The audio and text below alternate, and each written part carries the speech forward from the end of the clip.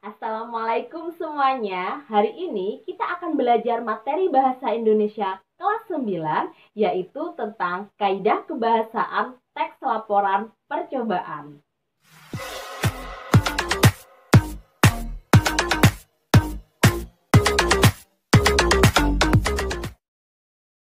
Di pertemuan sebelumnya, kita sudah mempelajari tentang struktur teks laporan percobaan.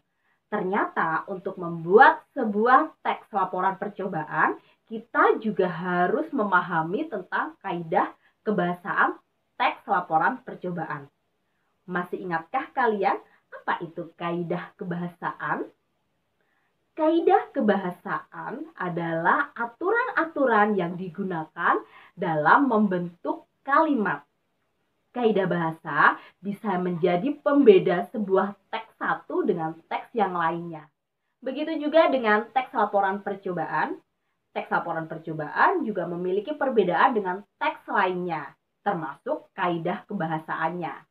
Kaidah kebahasaan teks laporan percobaan antara lain: yang pertama, menggunakan bahasa baku.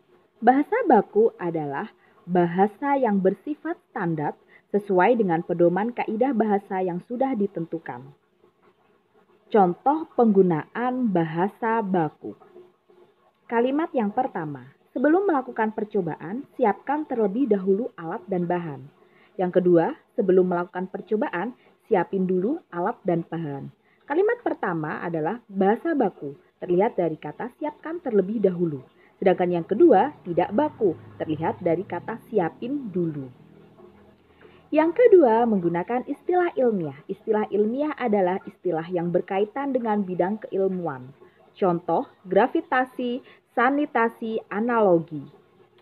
Yang ketiga, kata kerja tindakan. Contohnya, mengaduk, melakukan, mengamati, membuat.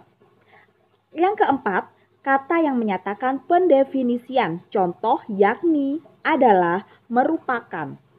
Yang kelima, konjungsi kausal atau konjungsi sebab akibat. Contohnya, karena, sebab, agar, jika. Dan yang keenam, kata bermakna perincian. Contohnya, selain itu, pertama, kedua. Bagaimana? Kalian sudah memahami tentang kaidah kebahasaan teks laporan percobaan? Tetap semangat belajar ya. Kita ketemu lagi di materi berikutnya. Wassalamualaikum.